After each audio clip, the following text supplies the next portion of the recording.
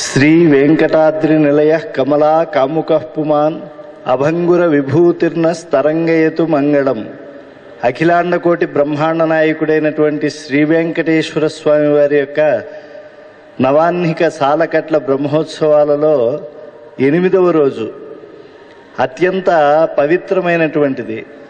ఎందుకంటే రథోత్సవం అంటే జనం నేల ఈనినట్లుగా తిరుమల క్షేత్రానికి తరలి వస్తారు. కఠోపనిషత్తు చెప్తుంది, ఆత్మానం రథినం విద్ధి, శరీరం రథమేవతు, బుద్ధింతు సారథిం విద్ధి, మనః ప్రగ్రహమేవచ.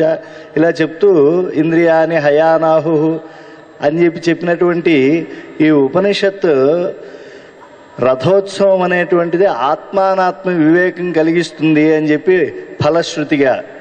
కనుక అటువంటి రథోత్సవం జరిగేటువంటి వేళ వేదము నిజంగా పూర్వభాగం అంతా కర్మకు ఉద్దిష్టము, ఉత్తర భాగం అంటే వేదాంతములుగా చెప్పబడేటువంటిది అంతా కూడా ఆత్మవిచారం బ్రహ్మజ్ఞానానికి సంబంధించింది అని అంటారు. కానీ ఉపనిషత్తుల్లోనూ కర్మ మాహాత్మ్యం చెప్పబడి ఉన్నది. అలాగే వేదములోనూ జ్ఞానము యొక్క పవిత్రత ఆవశ్యకతను ప్రతిపాదనం చేయటం జరిగింది. కనుక ఇటువంటి పరమ పవిత్రమైనటువంటి భగవంతునికే ఊపిరి వంటిదైనటువంటి యస్య నిశ్వసితం వేదాహ అటువంటి వేదభారతిలో ప్రథమముగా ఈ చతుర్వేద పారాయణలో శ్రీనివాస వేద విద్వత్ సదస్సులో ముందుగా ఋగ్వేద విధులు ఈ యొక్క వేద పఠనానికి శ్రీకారం చుడుతూ ఉన్నారు. ఓం శ్రీ గురుభ్యో నమః. హరి ఓం. గణానాం త్వా గణపతిం హవామహే కవిం కవీనాముపమశ్రావస్తమం. జ్యేష్ఠరాజం బ్రహ్మణాం బ్రహ్మణస్పత ఆనశృణ్వన్నోతిభిः సేదసాదనం. నిషీద గణపతే గణేషు త్వామాహుర్విప్రాతమం కవీనాం. నరుతే త్వత్క్రియతే కించనారే మహామర్కం మాధవం చిత్రమర్చ. ప్రణో దేవీ సరస్వతీ వాజేభిర్వాజినీవతి. ధీనామావిత్ర్యావతు శతధారముత్సవక్షీయమాణం విపశ్చితం పితరం భక్త్వానాం. మేళిం మదంతం పిత్రోరుపస్థేతం రోదసీ పిపృతం సత్యవాచం. రుచో అక్షరే పరమే వ్యోమన్యస్మిన్ దేవా అధివిశ్వే నిషేదుః. యస్తన్న వేద కిమృచాకారిష్యతి యయిత్తద్విదుస్త ఇమే సమాసతే. వేదవాదస్య వర్తని మురోర్విశ్వస్య బృహతః. వేదాయే అధ్యాసాతే. ఓం కద్రుద్రాయ ప్రచేతసే మీఢుష్టామానతవ్యాసే. వోచేమశంతామం హృదే.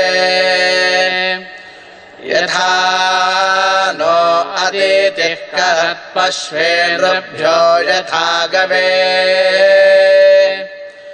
యథా తోకాయ రుద్రియం. యథా నో మిత్రో వరుణో యథా రుద్రశ్చికేతతి. యథా విశ్వే సజోషాసః. గాథపాతిం మేధపాతిం రుద్రంజలాశభేషజం. తచ్చయ్యోః సుమ్నమీమహే. యః శుక్ల ఇవ సూర్యో హిరణ్యమివ రోచతే. శ్రేష్ఠో దేవానాం వసుః. षण्णः करत्यर्वाते सुगम्येषायामेष्ये ऋभ्यो नारिभ्यो गवे अस्मे सोमश्रियमधिनिधेहि शतस्या नृणाम् महिश्रवस्तु विनृम्णम् मानः सोम परिबाधो मारातयो जुहुरन्ता आना इन्दो वाजे भजा यास्ते प्रजा अमृतस्य परस्मिन्धामन् ऋतस्य मूर्धनाभा सोमवेन आभूषन्ते सोमवेदः इमा रुद्राय तवसे कपर्दिने क्षयद्वीराय प्रभारामहे मतीः यथा शमशद्विपदे चतुष्पदे विश्वम् पुष्टम् ग्रामे अस्मिन्नानातुरम् मृळाणो रुद्रोतनो मयस्कृति क्षयद्वीराय नमासा विधेमते यच्छञ्जयोश्च मनुराये ये पिता तदस्यामतवा रुद्रप्रणीतिषु अस्यामाते सुमतिम् देवलज्जया क्षयद्वीरस्य तवा रुद्रमीढ्वः सुम्नायन्यद्विषो अस्माकमाचरारिष्टवीराजुहवामते हविः तेषम् वयम् रुद्रै यज्ञसाधम् भङ्गुम् कविमवासे निह्वायामहे आरे अस्मद्दैव्यम् हेळो अस्य तु सुमतिमिद्वयमस्यावृणीमहे दिवो वाराहमारुशङ्कापर्दिनम् त्वेषम् रूपम् नमासा निह्वायामहे हस्ते बिभ्रद्भेषजा वार्याणि शर्म वर्मच्छर्दिरस्मभ्यम् सत् इदम् वित्रे मरुतामुच्यते वतस्वादो स्वादीयो रुद्राय वर्धानम् रास्वाचनो अमृतमर्थभोजानम् मने तोकायतनायाय मृळा मानो महान्तामुतमानो अर्भकम् मानवुक्षम् उतमाना उक्षितम् मानो वधेः पितरम् मोतमातरम् मानः प्रियास्तन्वो रुद्ररीरिषः मानस्तोकेतनाये माना आयौ मानो गोषु मानो अश्वेषु रीरिषः वीरान्मानो रुद्रभामितो बाधीर्हविष्मन्तः सदमित्वा हवामहे उपाते स्तोमान् पशुपा इवाकारम् रास्वापितर्मरुताम् सुम्नमस्मे भद्राहिते सुमतिर्मृलयत्तमाथा वयमवैत्ते वृणीमहे भारेते गोघ्नमुतपूरुषघ्नम् क्षयद्वीरसुम्नमस्मेते अस्तु मृळाचानोऽधीत ब्रूहि देवाधाचनः शर्माडच्छद्विपरहाः अवोचामनमो अस्मा अवस्य वशृणोतु नो हवम् रुद्रो मरुत्वान् तन्नो मित्रो वरुणो मामहन्तामदिति सिन्धुः पृथिवी उदद्यौः हरिः ॐ।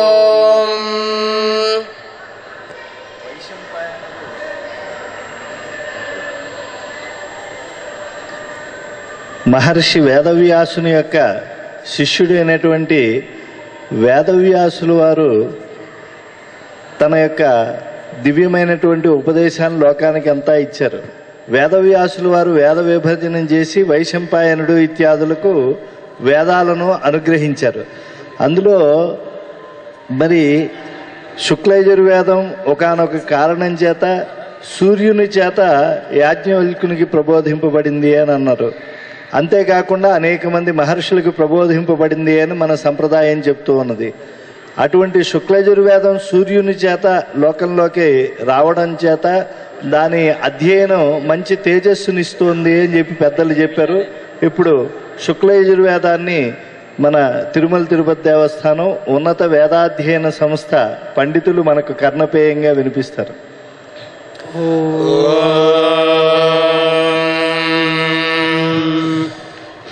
రుచం వాచం ప్రపద్యే మనో యజుః ప్రపద్యే సామ ప్రాణం ప్రపద్యే చక్షుశ్రోత్రం ప్రపద్యే వాగోజః సహజో మయి ప్రాణాపానౌ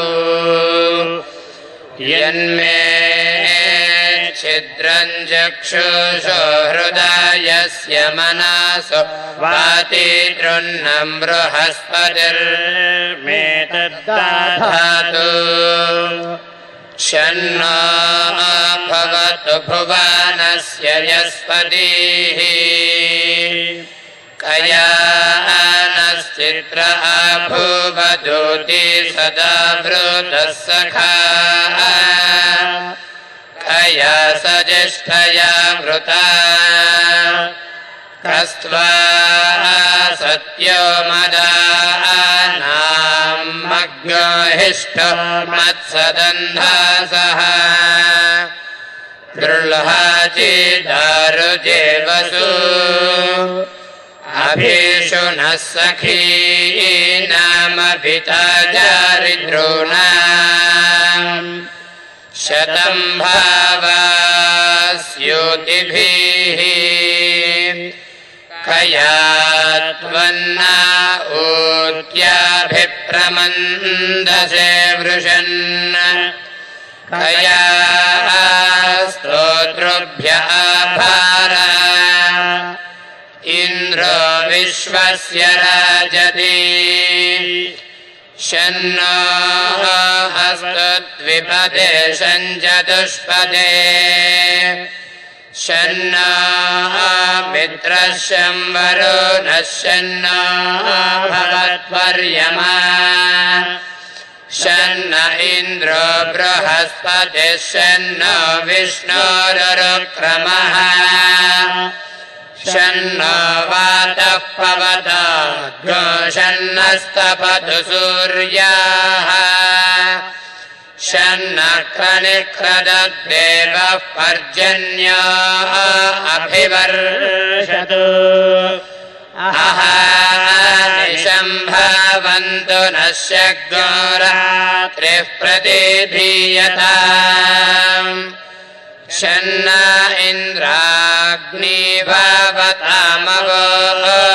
షన్న ఇంద్ర వరుణ రాతహవ్యా షన్న ఇంద్ర పూషణ వాజసాతౌ సమింద్ర సోమాయువితాయ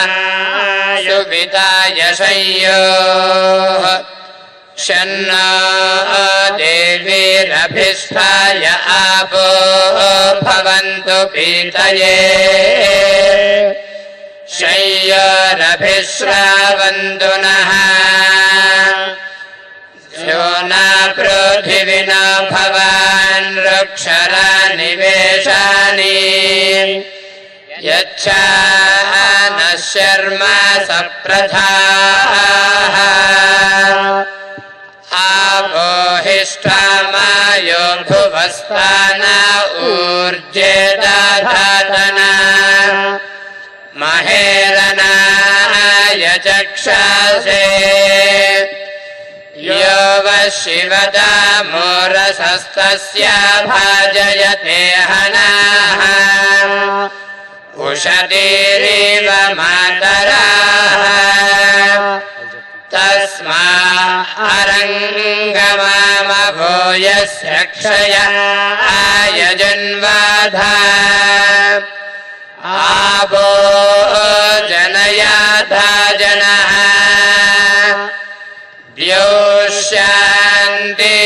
द्योशान्तिरन्तरिक्षगो शान्तिः पृथिवी शान्तिरापः शान्तिरोषधयः शान्तिः वनस्पतयः शान्तिः शान्तिरेव शान्तिः द्रुते दृग्गोहामित्रस्य मा चक्षुषा सर्वाणि भूतानि समीक्षन्ताम् मित्रस्याहं चक्षुषा सर्वाणि भूतानि समीक्षे मित्रस्य चक्षुषा समीक्षामहे धृते दृग्गोहामित्रस्य मा चक्षुषा सर्वाणि भूतानि समीक्षन्ताम् मित्रस्याहं चक्षुषा सर्वाणि भूतानि समीक्षे मित्रस्य चक्षुषा समीक्षामहे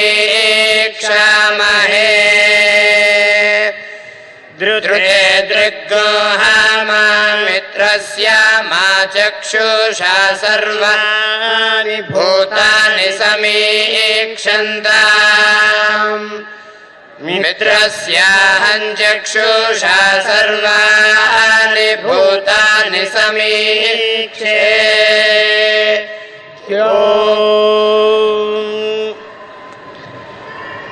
వేదముల్లో భిత్తి స్థానీయమైనటువంటిది యజుర్వేదం. యజ్ఞాదులకు విశేషమైనటువంటి ప్రాధాన్యత యజుర్వేదం వల్లనే సిద్ధించింది. యజ్ఞము యొక్క స్వరూపం అంతా సమగ్రంగా ఆవిష్కరించడానికి ఉపకరించేటువంటిది యజుర్వేదమే. అందుకే లక్ష్మీధర పండితుడు అధ్వర్యు వేదం అని కూడా యజుర్వేదాన్ని కీర్తిస్తూ ఉన్నాడు. ఇప్పుడు కృష్ణ యజుర్వేదం మనం కర్ణపేయంగా ఆలకిద్దాం.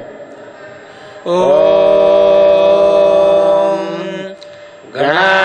గణానాన్త్వా గణపతిగం హవామహే కవిం కవీనాముపమశ్రవస్తమం జ్యేష్ఠరాజం బ్రహ్మణాం బ్రహ్మణస్పత ఆనః శృణ్వన్నోతిభిः सीदसादनम् प्रणो देवी सरस्वती वाजेभिर्वाजिनीवती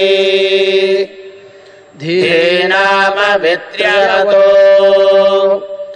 आनो दिवो बृहतः पर्वतादा सरस्वती यजता गन्तु यज्ञम् हवन् देवी जुजुषाणा घृताचीषग्मान्नो वाचमुषति शृणोतु बृहस्पते अधियदर्यो अर्हाद्युमद्विभातिक्रतुमज्जनेषु यद्दीदयच्छवसर्त प्रजात तस्मात्द्रविनन्देहि चित्रम् विमिमे त्वापयस्वती देवानां धेनुगो सुदुघामनपस्फुरन्ति इन्द्रः सोमं पिबतो क्षेमो अस्तु नः येष वै विभोर्नाम यज्ञः सर्वगो वै तत्र विभो भवति यत्रैतेन यज्ञेन यजन्ते येष वै प्रभोर्नाम यज्ञः सर्वगो हवै तत्र प्रभो भवति यत्रैतेन यज्ञेन यजन्ते येष वा ऊर्जस्वान्नाम यज्ञः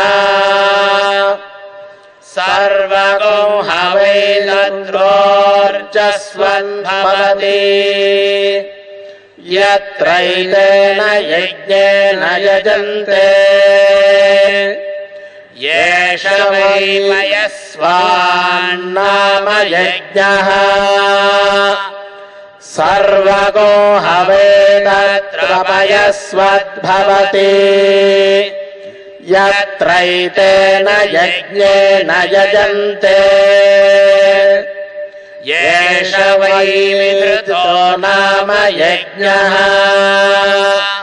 सर्वगो हवै तत्र विधृतम् भवति यत्रैतेन यज्ञेन यजन्ते येष वै व्यावृत्तो नाम यज्ञः सर्वगो हवै तत्र व्यावृत्तम् भवति यत्रैतेन यज्ञेन यजन्ते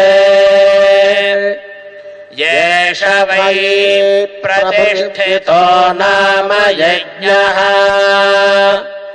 सर्वगो हवै तत्र प्रतिष्ठितम् भवति यत्रैतेन यज्ञेन यजन्ते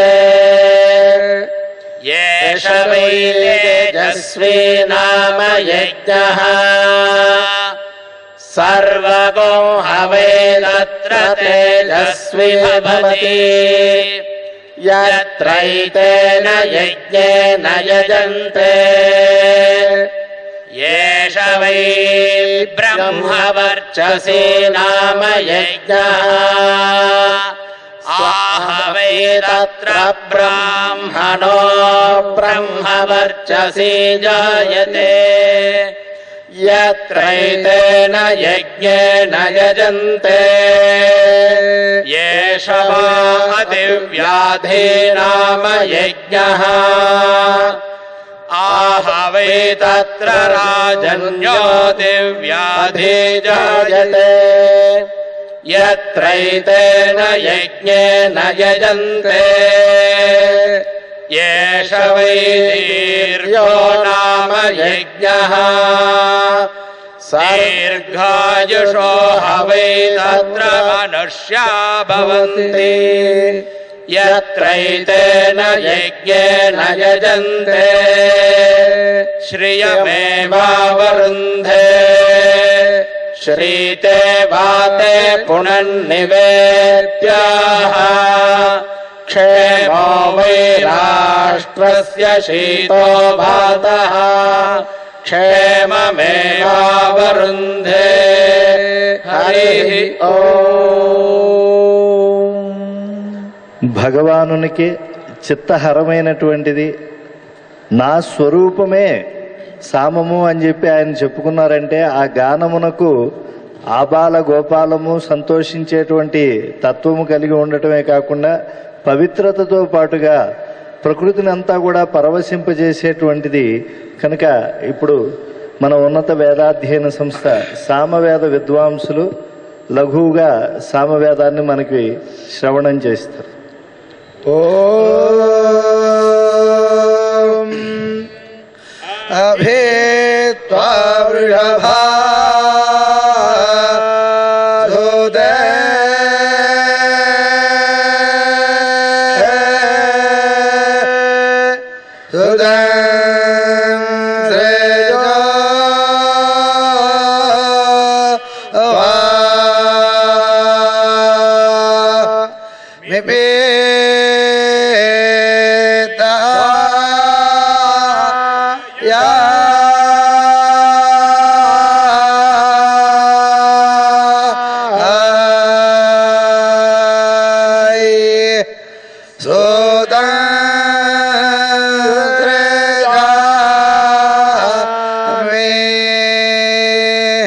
Hey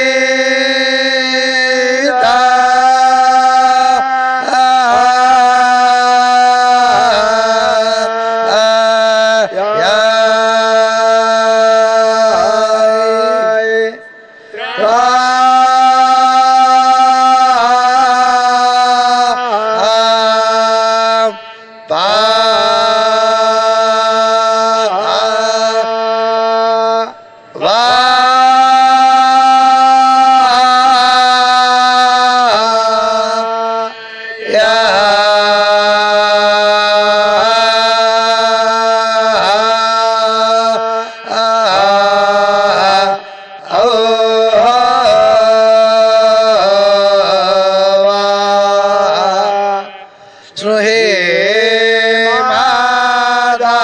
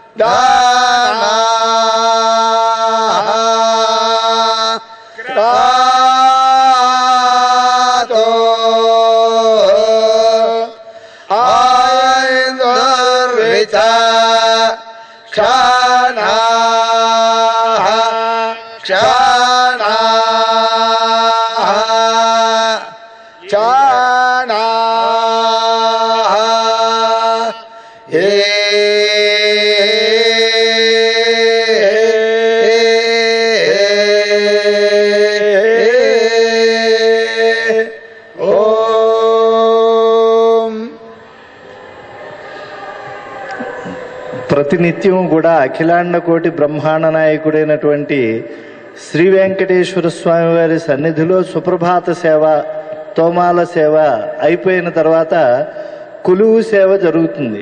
దీనికి ఎన్నో పేర్లు ఉన్నాయి. దర్బారు సేవ, అలాగే ప్రభుత్వోత్సవం. ఇలాగా స్వామివారికి ప్రతి వేదాన్ని కూడా ఈ కొలువు సేవలో ప్రతిరోజు వినిపించడం జరుగుతుంది. ఋగ్వేద ప్రియ ఋగ్వేదమవధారయ, యజుర్వేద ప్రియ యజుర్వేదమవధారయ, సామవేద ప్రియ సామవేదమవధారయ, అలాగే అధర్వణ వేద ప్రియ అధర్వణ వేదమవధారయ. ఇలాగా అయితే స్వామివారు ప్రజలు ఎక్కువగా వినియోగించుకునేటువంటిది కనుక అధర్వణ వేదాన్ని చెప్పేటప్పుడు ఆ కొలువు శ్రీనివాసమూర్తి కన్నులు పెద్దవిగా చేసుకుని వింటారు అని చెప్పారు. ఇప్పుడు ఆ యొక్క అధర్వణ వేదాన్ని లఘువుగా మనకు వినిపిస్తారు. ఓం చిత్రాణి సాకం దివిరోచనాని సరీసృపాణి భువానే జవాని దుర్మిషం సుమతిమిచ్చమానో అహాని గీర్భిః సాపర్యామినాకం సుహవామగ్నే కృత్తికారోహి నీచాస్తు భద్రం మృగశీరస్య మార్ద్రా పునర్వసో సోనృతాచారుపుష్యో భానురాశ్లేషా అయానం మఘానే పుణ్యం పూర్వా ఫల్గుణ్యౌ చాత్రహస్తశ్చిత్రా శివా స్వాతి సుఖో మే అస్తు రాధే విశాఖే సుహవానురాధా జ్యేష్ఠా సునక్షత్రమనిష్టమూలం అన్నం పూర్వారాసరాం మే అషాఢా ఊర్జం దేవ్యుత్తరా ఆవాహంతు అభిజిన్మే రాసతాం పుణ్యామేవ శ్రవాణశ్రవిష్ఠా కుర్వతాం సుపుష్టిం ఆమే మహచ్చదభిషక్వరీ ఆమే ద్వయా ప్రోష్ఠాపదా సుశర్మా ఆరేవతీ చాశ్వయజౌ భగం ఆమే రయం భరణ్య ఆవాహంతు.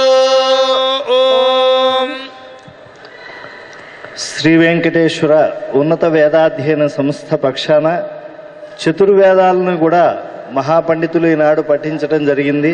అయితే ఈ యొక్క మహోత్సవాలు అమ్మవారికి జరుగుతూ ఉన్నాయి. అలాగే అఖిలాండ కోటి బ్రహ్మాండ నాయకుడైనటువంటి శ్రీనివాసునికి కూడా అత్యంత వైభవంగా ఈనాడు రథోత్సవం నిర్వహించబడింది.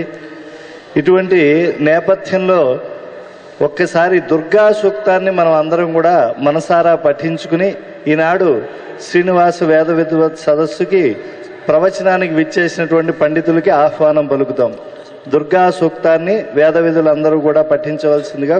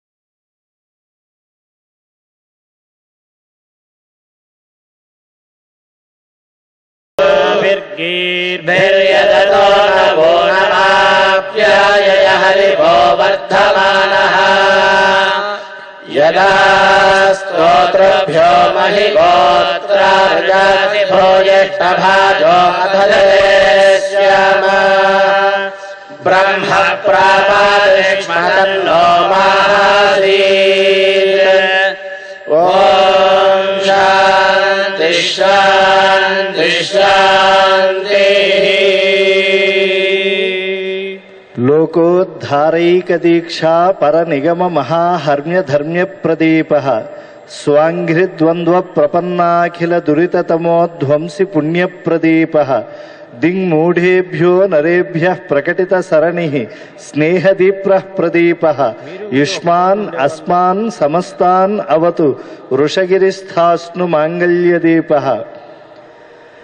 తిరుమల తిరుపతి దేవస్థానం శ్రీ వెంకటేశ్వర ఉన్నత వేదాధ్యయన సంస్థ పక్షాన నిర్వహింపబడుతూ ఉండేటువంటి శ్రీనివాస వేద విద్వత్ సదస్సుల్లో ఈ 8వ రోజున మనకు సంస్కార బలం ఎంత అవసరమో మానవ జాతికి తెలియజేయాలి అనేటువంటి సంకల్పంతో సముచితంగా సదస్సుకు లక్ష్యాన్ని ఏర్పాటు చేయటం జరిగింది. ఎందుకంటే భుజబలం గొప్పది, భుజబలం కన్నా బుద్ధిబలం గొప్పది, బుద్ధిబలం కన్నా కూడా సంస్కార బలం గొప్పది. సమాజంలో మానవుడు ఉన్నతోన్నతుడిగా ఆదర్శవంతుడిగా మహనీయుడిగా ఉండాలంటే, వంశాభివృద్ధి గోత్రాభివృద్ధి జరగాలి అని అంటే వేదోక్తమైనటువంటి సంస్కారాల అవసరం ఉన్నది. అయితే ఈ సంస్కారములు వేదములో ఉన్నవా అనంటే వేదములు చెప్పబడినటువంటి మంత్రములను ఏ విధంగా మహర్షులు వినియోగించుకోవాలో మనకి చెప్పడంతో ఏర్పడినటువంటివి. అంటే ఏ మంత్రములని ఎలా అయితే మానవుడు, పురుషుడు ఎలా వినియోగించుకోవాలి, స్త్రీ ఎలా వినియోగించుకోవాలి, ఆచార్యుడు వీటిని ఏ విధంగా ఉపదేశించాలి, ఇవన్నీ కూడా పురుషుడు చేసుకునేటువంటివి కొన్ని, స్త్రీ ఆచరించేవి కొన్ని, ఆచార్యుడి యొక్క ఆధ్వర్యంలో ఆచరింపబడేటువంటివి కొన్ని, ఇవన్నీ కూడా కాలానుగుణంగా ఇవి ఆచరింపబడుతూ అంతఃకరణ శుద్ధిని, చతుష్టయత్వాన్ని ప్రసాదించేటువంటివి. ఇలా త్రికరణ శుద్ధిగా మానవుడు జీవన వైభవంతో సాగాలి అనంటే పూర్వం ఇవి 48 సంస్కారాలుగా చెప్పబడ్డాయని కూడా ప్రాచీనులు చెప్తూ ఉన్నారు కొంతమంది ధర్మశాస్త్రవేత్తలు. అయితే ఇప్పుడు అంత్యేష్టిని వదిలి మిగతావి 15 సంస్కారాలు ప్రాయికంగా మానవుడు తెలుసుకోవాలి.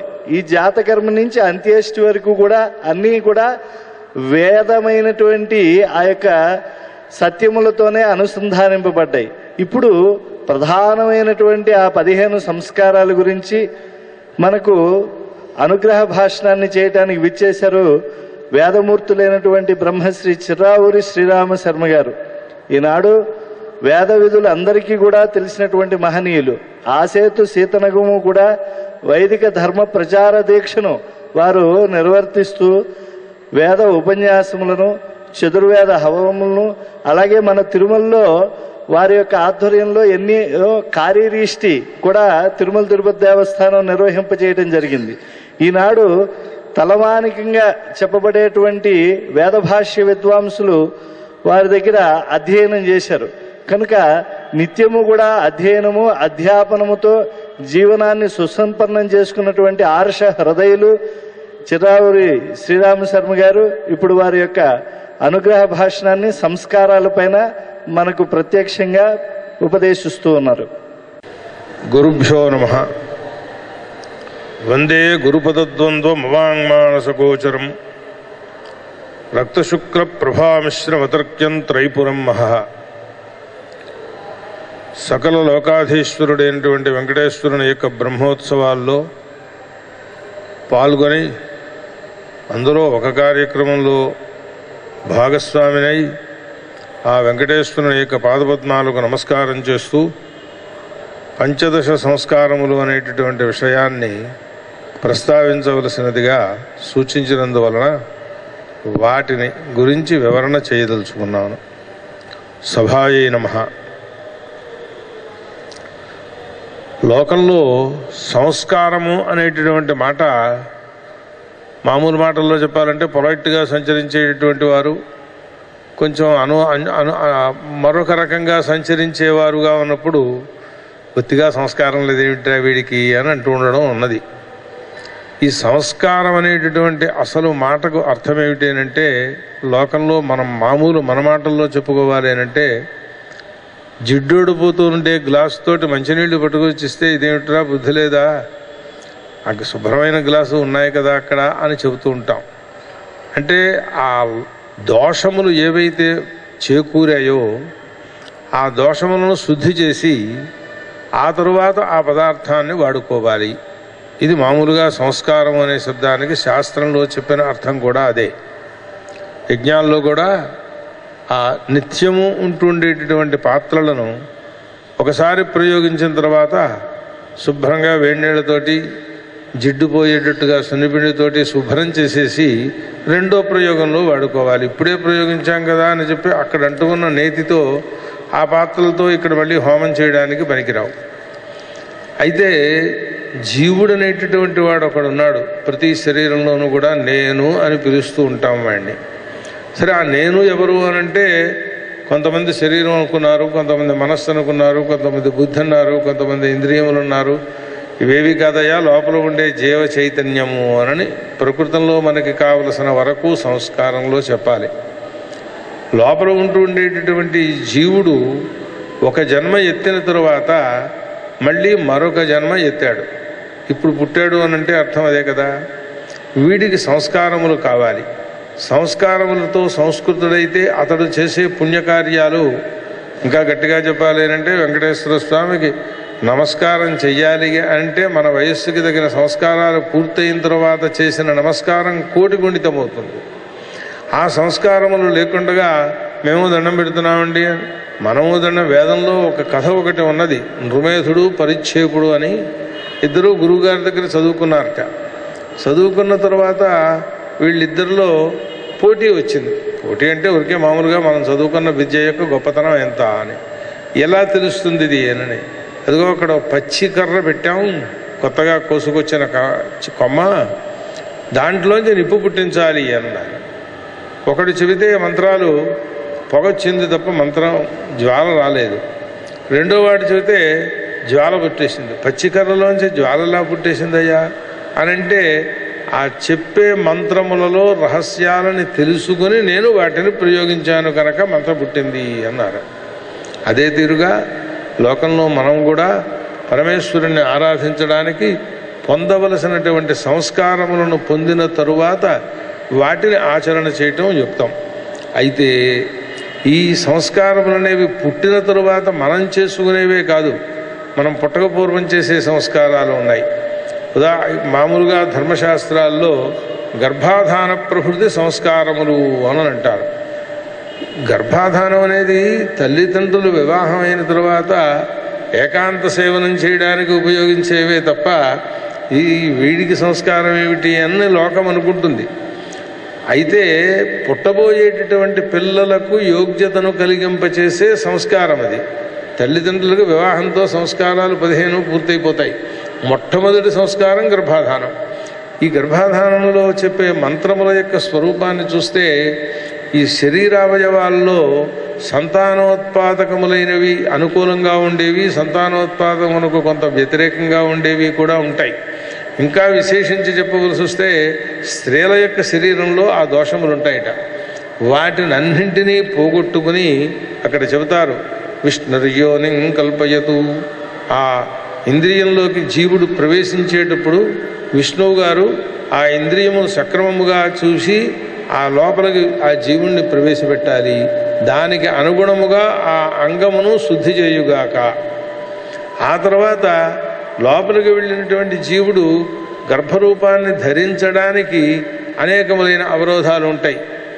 ప్రతి సంభోగ సమయంలోనూ సంతానం కలిగట్లేదు కదా. లోకంలోనూ చాలామందికి సంతానం కలగటం లేదని బాధ కూడా పడుతున్నారు కదా. అంటే ఈ లోపలికి వెళ్ళినటువంటి జీవుని యొక్క రేతో రూపం ఏదైతే ఉందో దానికి త్వష్టృ ప్రజాపతి అని ఒక ఆయన ఉన్నారు. త్వష్ట రూపాణి పిగుంసతి, వేదాల్లో చెప్పినవే ఇవన్నీ కూడా. ఆ రూపకల్పన, ఈ పుట్టబోయేటువంటి వాడు నల్లగా ఉండాలా, తెల్లగా ఉండాలా, పొట్టివాడుగా ఉండాలా, పొడుగువాడుగా ఉండాలా, కుంటివాడుగా ఉండాలా, గుడ్డివాడుగా ఉండాలా, వాడి వెనకాల ఉంటుండేటువంటి పాపపుణ్యముల యొక్క వశం చేత వాడి జన్మ ఇట్లా ఉండాలి కనుక ఆ త్వష్టు ప్రజాపతి ఆ రేతో రూపంలో జలబిందు కణంలో రూపంలో ఉన్నటువంటి ఆ కుర్రవానికి రూప నిర్మాణం చేసేస్తాడట. అందుచేతనే అటు ధర్మశాస్త్రాలు చెప్పాయి, ఇటు ఆయుర్వేద శాస్త్రం కూడా చెప్పింది. ఏమిటి చెప్పింది? 3వ నెల వచ్చేటప్పటికల్లా శరీరంలో ఉంటుండే అవయవ నిర్మాణం పూర్తిగా జరుగుతుంది అనని. అందుచేత ఆ గర్భాధాన సంస్కారం పుట్టబోయేటటువంటి పిల్లలకు సంస్కారం. అదైన తర్వాత పుంసవనం అనే ఒక సంస్కారం ఉంది. పుంసువనము అని పేరు దానికి. సామాన్యంగా పుంసవనం అంటూ ఉంటాం. ఆ ఉకారం పోయింది ఉచ్చారణ చేయడంలో. వెనకాల కూడా ఉకారం ఉంది. ఆ కారణం చేత తర్వాత కూడా వకారం ఉంది. ఈ అక్షరములకు కొంచెం సామ్యాలున్న కారణం చేత పుంసవనము అని అంటుంటారు. వస్తుతః పుంసువనమసి అని మంత్రం. పుంసువనం, పున్ అంటే పురుషుడు అని అర్థం. లోకంలో అమ్మాయిలు పుట్టకూడదని కాదు, అమ్మాయిలు పుట్టించవద్దని కాదు, అమ్మాయిలను కడుపుతో ఉంటే అబార్షన్ చేసేవని కాదు. అది తప్పు. ఎందుకోసం చెబుతున్నామనంటే జగత్ సృష్టి ఇద్దరూ ఉంటేనే జరుగుతూ ఉంటుంది. అందుచేత ఆయుర్వేద శాస్త్రంలో అబ్బాయి పుట్టాలంటే అబ్బాయి పుట్టడానికి, అమ్మాయి పుట్టాలంటే అమ్మాయి పుట్టడానికి కూడా ప్రయోగములు ఉన్నాయి. రెండూ ఒకటే ప్రయోగం. ఆ ఒక ప్రయోగంలో ముక్కులో ఆ రసాన్ని పట్టుకొచ్చి పిండాలి.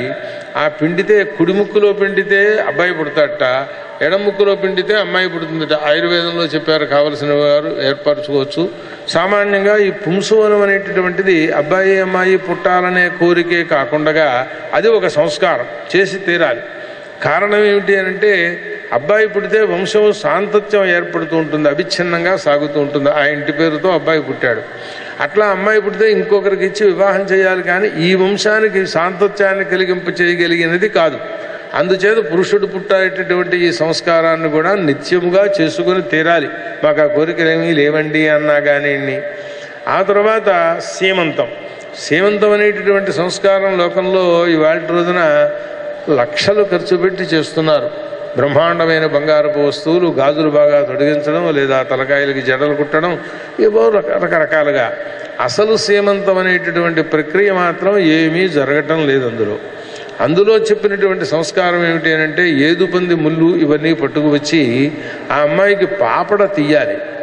ఆ పాపట తీసిన తరువాత యవాంకురములని ఉంటాయి. అంటే యవధాన్యాన్ని భూమిలో పాతిపెట్టేస్తే కాస్త మూకుళ్ళలో పాతినా సరే దాంట్లోంచి అంకురములు వస్తాయి. ఆ వచ్చినటువంటి యవాంకురములను ఒక మాలగా కట్టి అమ్మాయి యొక్క జుట్టులో అలంకరించాలి. దాని బదులు బండెడు మల్లెపూలు, జాజిపూలు ఇవన్నీ కూడా అలంకరిస్తున్నారు తప్ప ఈ యవాంకురములను మాత్రం అలంకరించడం లేదు. వాటికి ప్రత్యేక హోమాలు ఉన్నాయి. వాటితోటి ఈ నాభి దగ్గర నుంచి కూడా తీసుకువెళ్ళి ఈ పాపిడి చివరి వరకు ఆ ఏదుపంది ముళ్ళు వాటితో కనుక చేసినట్లయితే గర్భరక్షణ ఏర్పడుతుంది అని చెప్పారు. ఇప్పుడు చెప్పిన ఈ పుంసవన సంస్కారం, అట్లాగే ఈ సీమంత సంస్కారం మొదటి గర్భానికి చేస్తే చాలు, తర్వాత గర్భాలకి అక్కర్లేదు అని. అయితే సంస్కార రూపంలో అక్కర్లేదు తప్ప ఈ సీమంతంలో చెప్పినట్టుగా ప్రాచీనుల దగ్గరికి వెళ్ళినట్లయితే అమ్మాయి గర్భవతిని పుట్టింటికి తీసుకొచ్చిన తర్వాత అమ్మ పొద్దున్నే లేచి నీళ్లు పోసేసుకొని ఆ తర్వాత పడుకుంది, కానీ బద్ధకంగా ఉంటేను, అంతేగాని ఆపడంగా పడుకోకమ్మా అని చెప్పేవారు. ఆ లేచినప్పుడు చక్కగా జడ వేసి ఏ రోజుకు ఆ రోజు ఈ అలంకరణలు ప్రధానం. ఏమిటి వీటి వల్ల ప్రయోజనము అనంటే, గర్భంలో ఉండే శిశువు జాగరూకతతో రక్షింపబడుతుంది అని చెప్పారు. అది జాగ్రత్తగా పరిరక్షింపబడడం కోసమని ఈ అలంకారాలు, పుష్పాలు ఇవన్నీ కూడా అమ్మాయికి ఇప్పుడు సువాసనలు వచ్చేటట్లుగా ఆ రకంగా చేయడం కోసమని చెప్పి ఇది 6వ మాసంలో చేస్తూ ఉంటారు. ఈ పుంసవనం అనేటటువంటిది మాత్రం ఇందాక చెప్పిన సంస్కారం పురుషుడే కలగాలి అనేటటువంటి కోరిక కూడా దాంట్లో ఉన్నది కనుక గర్భము అభివ్యక్తము కాగానే చెయ్యమన్నారు. అమ్మాయి కన్ఫర్మ్ అయింది గర్భవతి అని చెప్పి సిద్ధం అవ్వగానే దానికి కొన్ని నక్షత్రాలు చెప్పారు. ఆ నక్షత్రములలో అది చేస్తే సుమారుగా 40 మందికి చేయించాం. 38 సక్సెస్ అయింది, అందులో అనుమానం ఏమీ లేకుండా. ఆ ఇద్దరి దగ్గర ఎందుకు ఫెయిల్యూర్ అయింది అని అంటే కొంచెం కారణాలు ఉన్నాయి, వాటికి కూడా లేకపోలేదు. సరే, దానికి చాలా నియమాలు ఉన్నాయి. ఆ కొమ్మ పట్టుకురావడం దగ్గర నుంచి చెట్టు కొమ్మ ఏ దిక్కుకి తిరిగి ఉండాలి, దాని ములిక ఏ పక్కకి చూస్తూ ఉండాలి అని ఇక్కడి నుంచి నియమాలు ఉన్నాయి. వాటిని పట్టుకొచ్చి నేల మీద పెట్టకూడదు.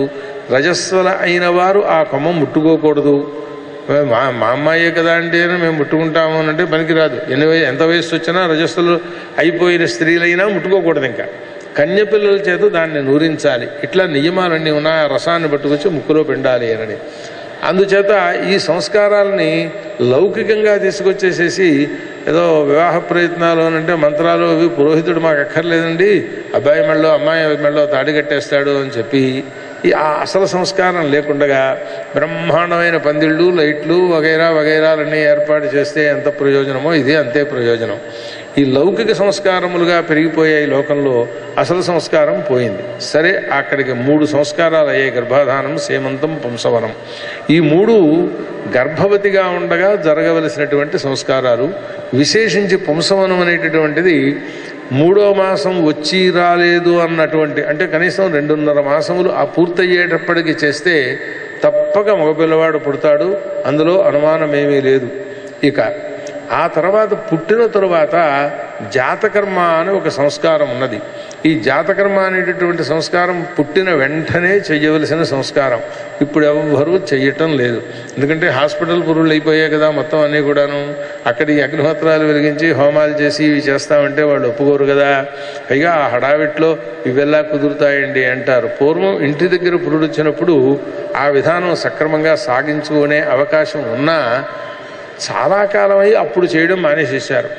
అది చేసేటటువంటి వారు పురుడు శుద్ధి అయిన తర్వాత 11వ రోజున నామకరణం చెయ్యాలి. ఆ నామకరణానికి ముందు చేస్తూ ఉండడం అనేది శిష్టుల యొక్క ఇళ్లల్లో ఇప్పటికీ సంప్రదాయం ఉన్నది. ఆ జాతకర్మ అనేటటువంటి దానికి అర్థం ఏంటంటే బొడ్డు కొయ్యడానికి ఒక మంత్రం ఉన్నది. ఆ బొడ్డు కోసిన తరువాత నీళ్లు పోసేసి ఆ కుర్రవాడికి ఆ తల్లి దగ్గరికి తీసుకువచ్చి మొట్టమొదటిసారిగా పాలు ఇచ్చేటటువంటి ప్రయోగానికి ఒక మంత్రం ఉన్నది.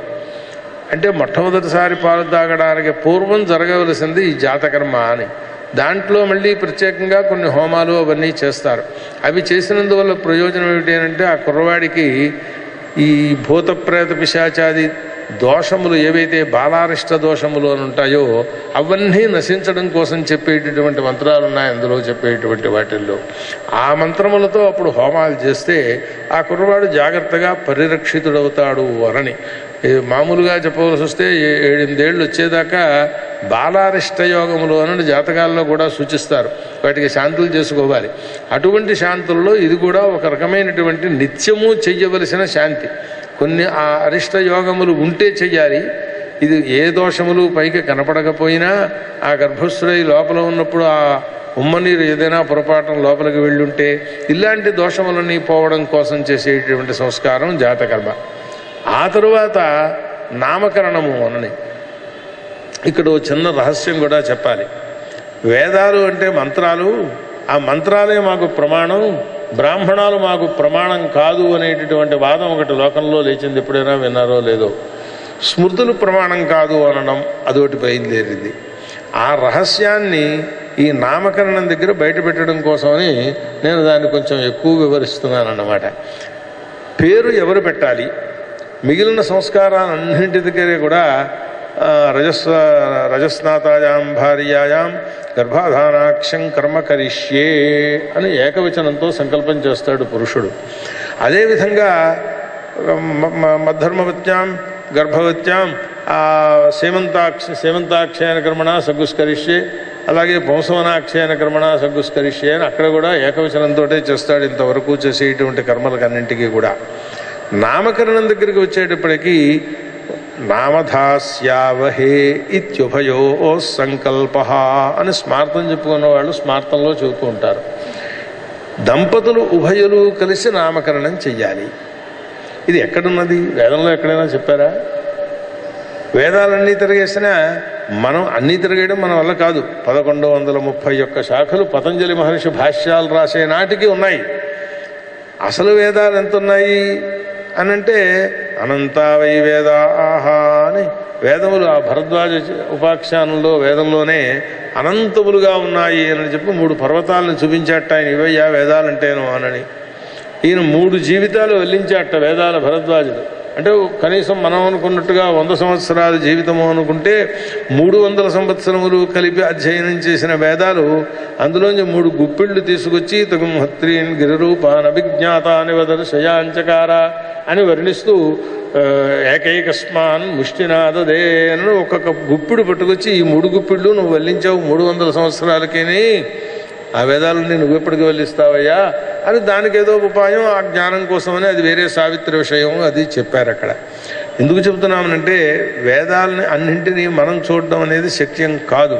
ఇవాళ 1131 శాఖలు కనీసం వ్రాసిన పుస్తకాల రూపంలో కూడా ఇండియాలో లేవు. జర్మనీలో ఉన్నాయి. అవి తెప్పించే నాథుడు కనపట్టలేదు. దానికోసం ఒకప్పుడు ప్రయత్నం చేస్తే 20,000 రూపాయలు అవుతుంది ఒక శాఖకి రావడానికి అన్నారు.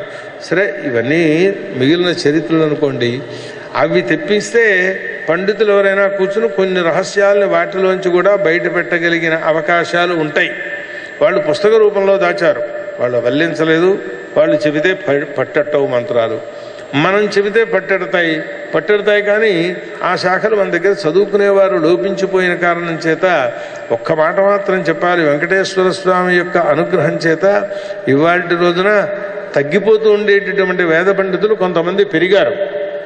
తగ్గిపోతూ ఉండేటటువంటి కొన్ని శాఖలు పరమాచార్యులు వారు చెప్పినటువంటి సూచనలను అనుసరించి వెంకటేశ్వర స్వామి వారి ధర్మప్రచార పరిషత్తు వారు వృద్ధి చేశారు. ఆ ఒక్కరే ఉన్నారట అప్పట్లో. ఎక్కడో పాకేసుకుని ఉండేవాట ఆయన దగ్గరికి పంపించి ఆ వేద శాఖను కూడా వృద్ధి చేశారు. ఇట్లా ఎన్నో వేద శాఖలను వృద్ధి చేస్తే ఇవాళ రోజున 11 శాఖలు ఎన్నో దొరుకుతున్నాయి మొత్తం అన్నీ కలిపితే. సరే, ఆ వేదాలన్నింటినీ మనం చూడలేదు. స్మృతులలో చెప్పారు నామకరణం చేసేటప్పుడు దంపతులు ఉభయులు కలిసి నామకరణం చెయ్యాలి అని. ఆ మాటకు అర్థం ఏమిటి అంటే భార్యాభర్త కలిసి ఆలోచించుకుని ఈ పేరు పెడదాము అని అనుకుని పెట్టాలి తప్పిస్తే ఏదో నేనే పెడతాను అని చెప్పి ఎవరో ఒకరు, ఒక్కొక్క ఇళ్లలో పురుషుడికి ప్రాజాపత్యం కనబడుతుంది, ఒక్కొక్క ఇళ్లలో స్త్రీలకు ప్రాజాపత్యం కనబడుతుంది. ఈ పేరే పెట్టాలి అని పెట్టడం అనేటటువంటిది న్యాయం కాదు. ఒకవేళ భార్యాభర్తల్లో మా అమ్మ పేరు పెట్టాలి, మా అమ్మ పేరు పెట్టాలి, మా నాన్న పేరు పెట్టాలి, మా నాన్న పేరు పెట్టాలి అనే భేదభావం వస్తే రెండింటినీ కలిపి పెట్టుకోండి, తప్పులేదు. అంతే తప్ప ఉభయులు సమ్మతి లేనిదే నామకరణం చేయకూడదు అని ఎట్లా తెలిసింది ఈ విషయము అని. వేదంలో యజుర్వేదంలోనే మమ నామ ప్రథమం జాత వేద పితా మాతా చ దధతుర్యదగ్రే, పై విషయం అక్కర్లేదు మనకి. తత్వం విభృహి పునరామదయితో అని ఉన్నది. ఇక్కడ ఉద్దేశ్యం ఏమిటి అని అంటే అగ్నిహోత్రం చేసేటటువంటి ఆహితాగ్నులు చెప్పవలసిన మంత్రాల్లో ఎక్కడికైనా వెళ్ళవలసి వచ్చినప్పుడు ఉపస్థానం చెప్పేటప్పుడు ఈ మంత్రం కూడా అక్కడ చెప్పారు. ఆ అగ్నిహోత్రునితో చెబుతున్నాడు ఇతను, ఏమని, నాయనా నిన్ను ఇంట్లో పెట్టేబెట్టి నేను వీధిలోకి వెళ్ళి సంపాదించుకురావాలి, కుటుంబ పోషణ కోసం వెళ్ళొచ్చు. ఆ వెళ్ళేటప్పుడు ఈ మంత్రాన్ని చెబితే ఏమని చెప్పాలి, నా పేరు పెద్దలంటే మమ నామ ప్రథమం జాత వేద పితా మాతా చ, మొట్టమొదటగా అందరికంటే ముందు నా తల్లి తండ్రి కలిపి నాకు ఏ పేరు పెట్టారో ఆ పేరును నువ్వు ధరించు. అంటే ఇప్పుడు ఏమనాలి, ఇది ఎవరిల్లండి అంటే అగ్నిహోత్రుడి గారి ఇల్లు అనరు, పుల్లయ్య గారి ఇల్లు అనే చెబుతారు, పుల్లయ్య సోమయాజులు గారి ఇల్లు. నేను నీ పేరు నేను పెట్టుకుంటాను. పునరామదయిత్త వాహన్నామ బిభరాణ్యగ్నే, వీడి వీధిలో కడితే సోమయాజులు గారు వచ్చారండి, చైన్లు గారు వచ్చారండి అంటారు తప్ప ఈ పుల్లయ్య గారి పేరు ఎక్కడా ఉండదు. అక్కడ లోకంలో చూడండి, వారు పెద్ద సోమయాజులు గారండి యజ్ఞం చేశారండి అని ముందు పరిచయం చేస్తారు, కానీ వారు పుల్లయ్య గారండి అని పరిచయం చేయరు. నీ పేరు నేను పెట్టుకుంటాను, నా పేరు నువ్వు పెట్టుకో, నేను వచ్చేదాకా పునరామదయితో ఓహో అని. ఏమిటి దీని విశేషము అని. లోకంలోకి పెడితే అందరము మనుష్యులమే, చదువుకున్న వాళ్ళు మనుష్యులే, చదువుకోని వాళ్ళు మనుష్యులే, ఏ జ్ఞానము లేని పిచ్చివాళ్ళ సంచరించేవాడు మనుష్యుడే. ఎందుకు గౌరవించాలి వీళ్ళని? యజ్ఞం చేశాడు కనుక గౌరవిస్తున్నారు. ఆ అగ్నిహోత్రుడి యొక్క స్వరూపం మనకి వాళ్ళ యజ్ఞేశ్వరుడు అనుగ్రహించాడండి అంటారు అహితాగ్నులు ఇంటికి వస్తేను. అంటే ఆ పేరు నేను పెట్టుకుని వీధిలో కడితే నాకు రావాల్సినటువంటి ఆదాయం బాగా ఉంటుంది, లేదా పేరు ప్రతిష్టలు పెరుగుతాయి. అందుచేత నీ పేరు నేను పెట్టుకుంటున్నాను, నా పేరు నువ్వు పెట్టుకో అని చెబుతూ అక్కడ చెప్పిన మాట అగ్రే ప్రథమం మమ నామ పితా మాతా చ యతు దధతు, మొట్టమొదటిసారిగా ముందు, అంతకు పూర్వం ఎవరూ చెప్పలేదు. ఆ చెప్పినటువంటి పేరును వాళ్ళిద్దరూ ఆ అక్షరములతో రాసి ఈ నామంతో నువ్వు వృద్ధి చెందు నాయనా అని పిల్లవాడిని ఆశీర్వదిస్తారు. ఏతన్నామధుత్వా అని చెప్పంటారు కదా, ఆ రకంగా. కనుక ఈ నామకరణ విషయంలో మంత్రంలో చెప్పబడిన ఈ రహస్యాన్ని మనకి ప్రత్యక్షంగా వేదం ఎక్కడా చెప్పకపోయినా ఋషీశ్వరులు గ్రహించి దానిని ఇందులోకి చూపించారు. ఇట్లా బ్రాహ్మణ వాక్యాల్లో కూడా. అంచేత స్మృతులు ప్రమాణంగా తీసుకోకపోతే వేదం యొక్క స్వరూపాన్ని మనం గ్రహించినట్టు అవదు. అందుచేత స్మృతులను కూడా గ్రహించాలి. ఇది ఉదాహరణ కోసమని ఇక్కడ మంత్రం దొరికింది కనుక దీనిని బట్టి చెప్పడం కోసం చెప్పాను ఈ విషయాలన్నింటినీ కూడా. నామకరణం అనేది తల్లి తండ్రి ఇద్దరూ కూర్చుని చెయ్యాలి, అనుమానం ఏమీ లేదు. అక్కడే ఉభయలు కూడా జ్యూయలర్ అనా ఏదో అంటారు ఇంగ్లీష్లో. ఈ డబల్కి వచనం లేదు మిగిలిన భాషల్లో, ఒక్క సంస్కృత భాషలోనే ఉన్నది. ఆ నామధాస్యావహే, మన ఇద్దరము కలిపి నామకరణము చేయుచున్నాము అని సంకల్పం చేస్తారన్నమాట. ఈ నామం అనేటటువంటిది విశేషం. ఎంతవరకు వీడికి ఈ పేరు వర్తిస్తుంది అనేది కూడా ఒకసారి ఆలోచన చెయ్యాలి. ఎంతవరకు వర్తిస్తుంది? వాడు బతుకున్ననాళ్ళు ఉంటుందండి అంటాం. బతుకున్ననాళ్ళు ఉండడంతో సరిపోదు. వీడి రామాయణంలో ఉన్నది, ఆ ఉత్తరకాండలో మాంధాతృ చక్రవర్తి స్వర్గంలో ఉండగా రావణాసురుడు యుద్ధానికి వెళ్ళి, ఓ మాంధాత నాతో యుద్ధం చెయ్యన్నట్ట. వీడు మరణించి స్వర్గానికో నరకానికో ఎక్కడికి వెళ్ళినా అక్కడ కూడా ఇదే పేరుంటుంది మళ్ళీ భూలోకంలో పుట్టేదాకా. ఆ తీరుగా అదే కాకుండా మనకి స్పష్టంగా తెలియాలి అనంటే, తండ్రి గతించాడు, వాడికి తర్పణాలో శ్రాద్ధకృత్యాలో చేసేటప్పుడు తండ్రి తాత ముత్తాత ఈ ముగ్గురు పేర్లు చెబుతారు. మరి అక్కడ దాకా వీడి పేరు ఉన్నట్టే కదా. అందుచేత ఇహలోకానికి మాత్రమే సంబంధించింది కాదు నామకరణం అనేటటువంటిది, పరలోకానికి సంబంధించింది. మళ్ళీ వీడు ఎక్కడో ఇంకో చోట పుట్టి మరో పేరు వచ్చే వరకు ఆ జీవుడు ఆ పేరుతోటే వ్యవహరిస్తూ ఉంటాడు. అంతటితో సరిపోలేదు. ఎందుకంటే వీడు మరణించిన తర్వాత వెంటనే పుట్టిన వాళ్ళు కూడా ఉన్నారు. 5 ఏళ్ల కుర్రవాడు ఆ ఊళ్ళో మా ఆవిడ పిల్లలు ఉన్నారన్నట్ట. ఇదేమిట్రా అని చెప్పి చివరికి తీసుకెడితే అక్కడ 60 ఏళ్ళ ఆవిడ ఉంటే ఏమే కులాసాగా ఉన్నావా అని అడిగాడు. అక్కడ ఇంటికి కిటికీ మార్చేశారు, ఇక్కడ తలుపు మార్చేశారు అని చిహ్నాలని చెప్పడం ప్రారంభించాడు. అటువంటి వాడు ఇంకో పేరు పొందినా ఈ ఐడెంటిఫికేషన్తో వీళ్ళు ఇక్కడ పిల్లలు చేసేటటువంటి పితృకృత్యాలు వాళ్ళకి ముడతాయి సుఖంగా. అంటే ఈ పేరు మార్చుకున్న వాళ్ళు ఉన్నారు చూడండి, లోకంలో 20 ఏళ్ళు వచ్చాక నా పేరు మార్చుకున్నానని రిజిస్ట్రీ చేసుకుంటూ ఉంటారు. ఆ రిజిస్ట్రీ అలా ఉన్నా ఇతపూర్వం దస్తావేజులు పూర్వపు పేరుతో ఉన్నాయి. ఈ పూర్వపు పేరు కలిగిన కొత్త పేరు వాడు అయినవాడు యజమాని అని ఎట్లా గుర్తిస్తారో లోకంలో, అదే తీరుగా తర్వాత వాడు పుట్టినా వీళ్ళు చేసేటటువంటి పుణ్యకార్యాల యొక్క ఫలితం వాళ్ళ వరకు దక్కుతుంది కనుక సమంత్రకంగా ఈ నామకరణాన్ని జాగ్రత్తగా చెయ్యాలి. సరే, అక్కడికి ఆ విషయం వదులుదాం. ఇక్కడికి గర్భాధాన, సీమంత, పుంసవన, జాతకర్మ, నామకరణములు అయినాయి. ఆ తర్వాత చౌలము అని అంటారు. తెలుగులో చెప్పాలంటే పుట్టు వెంట్రుకలు తీయుట. మొట్టమొదటిసారిగా పుట్టినప్పుడు ఏ కేశాలు ఉన్నాయో ఇవన్నీ ఆ గర్భదోషములతో కలిపి పుట్టాయి కనుక వీటిని తొలగింప చేయవలసినటువంటి బాధ్యత ఉన్నది. ఈ నామకరణం అనేటటువంటి దాంట్లో కూడా 11వ రోజున నామకరణం చెయ్యాలి. ఏ తారైనా సరే, ఏ తిథి అయినా సరే, సంబంధం ఏం లేదు, ఏ వారమైనా సరే. ఒకవేళ కుదరకపోతే అంటే ఆరోగ్యాది వశాల చేత ఏదో ఆపరేషన్ అయిందంటే అమ్మాయిని లేవతీయడానికి వీలు లేదు అని లోకంలో ఇవాళ వచ్చింది. ఇలాంటి దోషాలు పూర్వము ఉన్నాయి.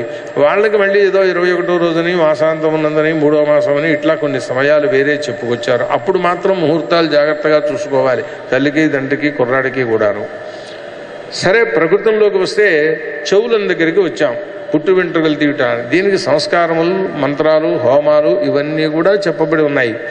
అవన్నీ చేసినందువల్ల అందులో వచ్చే ప్రత్యేకత ఏమిటి అంటే గుండు గురిగించుకోవడం అని తెలుగులో చెబుతాం, వపన సంస్కారము అని సంస్కృతంలో చెబుతాం. కానీ దానికి సరి అయిన పదం ఆయుష్కర్మ అని పేరు. ఆయుర్దాయాన్ని వృద్ధి చేయించేటటువంటి కర్మ అది. దానికి ఎన్నో నియమాలు ఉన్నాయి. సరే, దానికి ముహూర్తాలు చూసుకుని జాగ్రత్తగా చెయ్యాలి. ఆ చేసినప్పుడే ఈ పంచశిఖలు అని పెడతారు. యథ ఋషి శిఖాని దధాతి యథైవైషాం కులధర్మస్యాత్ అని. కేరళకి పెడితే వాళ్ళు ఇక్కడ ముడేసుకుంటారు, చూసారో లేదో ఎప్పుడైనా. కొంతమంది ఇక్కడ ముడేస్తారు పిలకముడి. సరే, ఇక్కడ వాళ్ళందరూ కూడా సామాన్యంగా వెనకాల పురుషజోడులు అని వీళ్ళకి. ఇట్లా సంప్రదాయంలో వాళ్ళ వాళ్ళ వంశంలో ఎట్లా వస్తున్నాయో ఆ పిలకలు అట్టే పెట్టాలి. అవి అట్టే పెట్టి ఉపనయన సంస్కారంలో వీటిని తొలగించి మామూలు శిఖ ఒకటి అట్టే పెట్టాలి. కానీ లోకంలో మా అబ్బాయికి పంచశిఖలు పెట్టి యథావిధిగా ఉపనయనం చేశామండి అంటుంటారు. పంచశిఖలు పెట్టడానికి దీనికి సంబంధం లేదు. ఉపనయనంలో ఇవి తీసేయాలి న్యాయంగాను.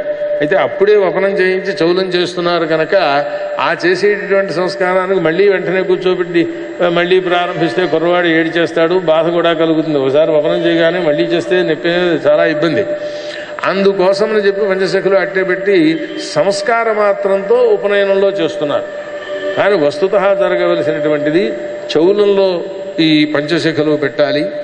ఆ తర్వాత ఉపనయనం నాటికి ఏదో ఒక శిఖ మాత్రమే అట్టే పెట్టాలి అని దానికోసం చెప్పారు. ఈ చౌలం అనేటటువంటిది 1వ సంవత్సరంలో కానీ చేయవచ్చు, కావాలంటే 3వ సంవత్సరంలో ప్రధానభూతమైన కాలము అని చెప్పారు. సరే, అక్కడికి చౌల సంస్కారం పూర్తయింది. ఇవన్నీ మంత్రములతో కూడుకొని ఉన్నాయి. ఆ చెప్పేటప్పుడు అయినా వీడి కేశాలని తొలగించు, వీడి ఆయుర్దాయాన్ని మాత్రం పోగొట్టకు అంటే అక్కడ ఘాట్లో అవి పెట్టేసేసి ఇబ్బంది పెట్టకు అని చెప్పడం అనమాట. ఈ రకంగా అక్కడ మంత్రాలు ఉన్నాయి ప్రత్యేకంగా. వాటికి అన్నింటికీ అర్థం చెప్పాలంటే ఏడాది కూర్చుంటే అవుతాయి ఇవి. అందుచేత సూక్ష్మంగా సంస్కారమును గురించి, లోకంలో పొందవలసిన జాగరూకతను గురించి చెబుతున్నాను ప్రధానంగాను. అదైన తరువాత ఉపనయన సంస్కారం. ఈ ఉపనయనము అనేటటువంటిది గర్భాష్టమే శుబ్రాహ్మణముపనయీత అని ఇట్లా సూత్రకారులు ప్రత్యేకంగా చెప్పారు. ఈ ఉపనయనం ఉప అంటే సమీపము అని అర్థం. అధ్యక్షుడు, ఉపాధ్యక్షుడు అంటే వాటి తర్వాత వీడే అధికారం అన్నమాట అని సామీప్యమును చెబుతుంది అనని. ఇక్కడ కూడా ఉప అంటే దగ్గరకు నయనము తీసుకొనుట అంటే కుర్రవాణ్ణి దగ్గరికి తీసుకోవడం. ఆ దగ్గరికి దేవస్యత్వాస విదుఃప్రసవ ఉపనయే సౌ అని ఉపనయే వరకు మంత్రం, అసౌ అనేది పేరు చెబుతారు. దేవస్యత్వాస విదుఃప్రసవ ఉపనయే దేవదత్త శర్మన్ అని. ఇది అసలు ఉపనయన సంస్కారం. ఇక్కడ ఈ నెత్తి మీద జీలకర్ర ఇవి పెట్టి చెప్పేసేసిన తర్వాత ఈ మంత్రం వస్తుంది. అక్కడ అక్షతలు వేయించడం ఇవన్నీ చేసేసి ఒక గంట పోయిన తర్వాత అప్పుడు ఈ మంత్రంతో ప్రారంభించి ఉపనయనం చేయిస్తున్నారు. ఈ మంత్రం కూడా చెప్పేసి ఆ కుర్రవాణ్ణి దగ్గరికి తీసుకుని ఆ ఒళ్ళో కూర్చోబెట్టుకోవాలి హాయిగాను. అంటే దగ్గరికి తీసుకోవడం అనే మాట లౌకికంగా ఒళ్ళో కూర్చోబెట్టుకోవడాన్ని అంటారు. అట్లా దగ్గరికి తీసుకుని అతడికి విద్యాబుద్ధుల్ని నేర్పాలి. ఆ విద్యాబుద్ధులు నేర్పడంలో ఉపనయనంలోనే చివరిన మంత్రం ఉన్నది. ఆ మంత్రంలో అర్థం ఏంటంటే ఈ కుర్రవాడు నన్ను విడిచిపెట్టి ఈ గురువు నాకు నచ్చలేదని వెళ్ళిపోకుండా నిరంతరము నా దగ్గరే ఉండుగాక, నా దగ్గర ఉన్న విద్యలన్నీ ఇతడు చదువుకొనుగాక అని మంత్రం. అక్కడ ఆ గురువు దగ్గరికి వెళ్ళి ఉపనయనం కావలసినటువంటి వ్యక్తి నాకు ఉపనయనం చెయ్యండి అని అడగాలి. ఇంకో రహస్యం, ఉపనయనం తండ్రే చెయ్యాలి అనే నియమం లేదు. ఉపనయనం చెయ్యవలసిన వారి బాధ్యులలో మా అబ్బాయి గొప్పవాడు కావాలి అనే కోరిక మిగిలిన వారందరికంటే తండ్రికి ఉంటుంది కనుక తండ్రి చెయ్యడం మొదట, ఓ తండ్రి లేకపోతే తాత ఏదో లేదా అన్నగారు అని ఇట్లా వరస చెప్పుకొచ్చారు. కానీ తండ్రే చెయ్యాలి అనే నియమం లేదు. ఎందుకోసం లేదు అని, ఉపనయనం అయినప్పుడు ఆశీర్వచనం చేస్తూ ఉంటారు కదా, ఆచార్య భట్వోహ్ అని ఆశీర్వదిస్తారా, పితాపుత్రయోహని ఆశీర్వదిస్తారా? ఆచార్య భటువులు అనడంలో అక్కడ రెండవ జన్మ వస్తుంది ఉపనయనం చేత. మామూలుగా పుట్టింది తల్లి గర్భంలోంచి పుట్టాడు. రెండవ జన్మ ఇక్కడ ద్విజుడు అవుతాడు ఉపనయనం కనుక అయినట్లయితే. ఇక్కడ ఆచార్యుడు తండ్రి, తల్లి ఈ తల్లి కాదు, సావిత్రి మాత ఆచార్య పిత అని అక్కడ వారిని వర్ణిస్తారు. ఆ కనుక ఎందుకోసం ఈ ముక్క చెప్పారు వారు అక్కడ అని. ఈ తండ్రి గారికి ఈ మంత్రాలు తంత్రాలు ఈ చదువులు ఏమీ రావు. ఆ రానటువంటి వాడు ఈ కుర్రవాడికి ఉపదేశం చేస్తే ఈ బ్రహ్మ విద్య వల్ల ఇతడు గొప్పవాడు కావాలి. ఎట్లా అవుతాడు? అతనికే తండ్రి రాదు కదా. అందుకే ఇక్కడ సూత్రకారులు ఏం చెబుతారంటే, తమసోవా ఏషతమః ప్రవిశతి యో విద్వానుపదేశతి, మధ్యలో అకార ప్రశ్లేష. అవిద్వాంసుడైన వాడు కనుక ఉపనయనం చేస్తే ఆ కుర్రవాడు ఒక చీకట్లోంచి ఇంకో చీకట్లోకి ప్రవేశించినట్లయింది. వాడు ఏ చీకట్లోనూ ఉన్నాడు? అజ్ఞానంలో ఉన్నాడు, విద్య లేకుండా. అక్కడ విద్య లేదు కాబట్టి ఇంకో అవిద్యావంతుడి దగ్గరికి వెళ్ళి ఆ తమస్సులో ప్రవేశించాడు. ఈ చీకటి గదిలోంచి ఆ చీకటి గదిలోకి వెళ్ళాడు అనమాట. అతడు విద్వాంసుడైతే ఆ విద్యా తేజస్సును ఇతనిలో ప్రవేశపెడతారు. ఇతనిలో ప్రవేశపెడితే ఉపయోగం ఏమిటి? వీడికి మనం ధర్మ మార్గంలో నడవాలనేటటువంటి ఒక సద్బుద్ధి ఏర్పడుతూ ఉంటుంది. అందుచేత విద్వాంసుని చేత ఉపనయనం చేయించమని చెప్పారు. న్యాయంగా అయితే లౌకికంలో వేదాలు ఈ మంత్రాలు చదువుకోనటువంటి వారు చక్కగా వేదం చదువుకున్న పండితుడిని తీసుకువచ్చి మా అబ్బాయికి ఉపనయనం చేయించండి అని అడిగితే చాలా యోగ్యంగా ఉంటుంది. రామచంద్రమూర్తికి వశిష్ఠుడు నామకరణం చేశాడు, ఉపనయనం వశిష్ఠుడు చేశాడు. ఇది స్పష్టంగా రామాయణాదుల్లో కనబడుతూ ఉన్నది. అంతేగాని నేను తండ్రిని కనుక నేనే ఉపదేశించి బాగానే ఉంది, ఏదో ఆ గాయత్రి మంత్రం చెప్పు అంటే వీడికి 36 అపస్వరాలు వస్తాయి. ఈ 36 అపస్వరాలతోటి వాడికి ఉపదేశం చేస్తే ఏమిటవుతుంది? ఇప్పుడే అన్నాను కదా, యో విద్వాన్ అని ఇంత దీర్ఘం తీసి మధ్యలో అకార ప్రశ్లేషం ఉంది అని కూడా చెప్పాను. ఇప్పుడు ఈ విషయం తెలియకుండా యో విద్వాన్ అని పదచ్ఛేదం చేసామనుకోండి, అదిగో అలాగే తయారవుతుంది. అక్కడ విద్వాంసుడు ఉపదేశం చేస్తే వీడి చీకట్లో ప్రవేశించినట్టు అని అర్థం వస్తుంది ఇప్పుడు అలా చెబితే. అందుచేత విద్వాంసుడు చక్కనైనటువంటి బ్రహ్మను పెట్టుకుని ఉపనయనం చేయాలి. ఇది బ్రాహ్మణులకు 8వ సంవత్సరం గర్భాష్టమం. ఇందులో ఇంకో రహస్యం కూడా ఉన్నది. అక్షరాభ్యాసం 5వ సంవత్సరంలో చేయాలి అని అంటారు. గర్భాష్టమం అని అంటే ఏమవుతుంది? 5వ సంవత్సరం వీటికి ఎప్పటికి వస్తుందిట? గర్భంలో ఉన్నదాంతో కలిపి లెక్కెట్టుకుంటే అనంటే తల్లి గర్భంలో 9 మాసాలే ఉంటున్నాడు కనుక 5వ సంవత్సరం పుట్టినరోజు వచ్చిన తర్వాత 5వ పుట్టినరోజు రాగానే ఇంకో 3 మాసాలు గడిచిన తరువాత అప్పుడు 5వ సంవత్సరం వచ్చినట్లు అనండి. లోకంలో కొంతమంది మహనీయులు మహాత్ములు పాపం మేము సర్వజ్ఞులము అనుకునేటటువంటి వారు చెబుతూ వస్తున్నారు. దాన్ని లోకం కూడా అలా గ్రహించే ప్రమాదం వస్తున్నది. చాలా తప్పు. ఐతరేయోపనిషత్తులో ఈ విషయం స్పష్టంగా చెప్పారు. తండ్రి గర్భంలో ప్రవేశించినటువంటి జీవుడు అన్నాత్ పురుష అని వేదంలో ఉన్నది. అన్నం తింటే ఆ అన్నంలో ఉంటాడట జీవుడు. ఆ తిన్న అన్నంలో జీవుడు లోపల పెడతాడు. జీవుడున్న అన్నం మన కడుపులోకి పెడుతుంది. అది ఎవరి యోగం? ఆ కుర్రవాడు ఎక్కడ పుట్టవలసి ఉన్నదో వాడి కడుపులోకే పెడుతుంది. అందులో అనుమానం ఏం లేదు. మహారాజు గారికి కానుకగా ఇచ్చేట ఓ పండు, ఓ పెద్ద మనిషి, ఓ మహర్షి ఇస్తే దాన్ని ఆయన పాపం భార్యకి ఇచ్చేట. ఆవిడ కొంచెం అటు ఇటు మనిషి ఆ పాలేరుకి ఇచ్చింది. ఈ పాలేరు భార్యకి ఇచ్చాడు. అది పట్టుకెళ్ళి ఓ ముష్టాడికి వేసింది ఆవిడ. ఆ ముష్టాడి ఇంట్లో పుట్టాడు వాడు. ఆ పండులో ఉన్నటువంటి జీవుడు ఎక్కడ పుడతాడో వాడి గర్భంలోకి అది అలా ప్రసరిస్తూనే ఉంటుందన్నమాట. మన కడుపులో పడవలసినటువంటి జీవుడు మన కడుపులోకి వెళతాడు. సరే వెళ్ళాడు. ఈ వెళ్ళినటువంటి వాడు 2 మాసముల కాలం అయితేనే తప్ప రేతో రూపంలోకి మారడు. ఆ తరువాత మాసంలో ఎప్పుడో ఒకప్పుడు తల్లి గర్భంలో ప్రవేశిస్తాడు. మీరు వాళ్ళు గవర్నమెంట్ ఆఫీస్ ఆసుపత్రులైనా సరే, ప్రైవేట్ ఆసుపత్రులైనా సరే డేట్ ఇచ్చారండి అని అంటుంటారు. గోదావరి డేటు ఎప్పుడైనా డేటుకి పుట్టారా ఎవరైనా? అబ్బే 4 రోజులు అటు ముందు ఇంచుమించు అని. ఎందుకు వస్తుంది ఇంచుమించు అంటే 10వ మాసంలో దశమే మాసి సూతవే 10వ మాసం అవగానే పుట్టాలి. 10 మాసంలో ఎప్పటికి పూర్తవుతుంది ఆ 10వ మాసం అనంటే ఈ గర్భంలో పురుషుడు గర్భంలో ప్రవేశించిన వాడు 2 మాసాల చిల్లరి రోజులు ఉంటాడు. ఆ 9 మాసాల చిల్లరి రోజులు తల్లి గర్భంలోంచి పుడతాడు. ఒకే తల్లికైనా 9వ మాసం నిండగానే ఇన్నో రోజునే పురుడు వస్తుందని ఎవరైనా చెప్పగలరా? మొదటి అబ్బాయి ఇన్ని రోజులకు పుట్టాడు, 2 రోజులు కూడా రెండో అబ్బాయి కూడా ఆ రోజుకే పుడతాడని. ఏమిటి కారణం అంటే తండ్రి గర్భంలో ఉన్న రోజులు పెరిగితే ఇక్కడ తగ్గుతాయి, తండ్రి గర్భంలో ఉన్న రోజులు తగ్గితే ఇక్కడ పెరుగుతాయి.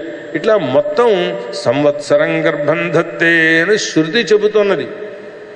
రామచంద్రమూర్తి పూర్ణేతు ద్వాదశే మాసే 12 మాసాలు నిండిన తర్వాత పుట్టారట.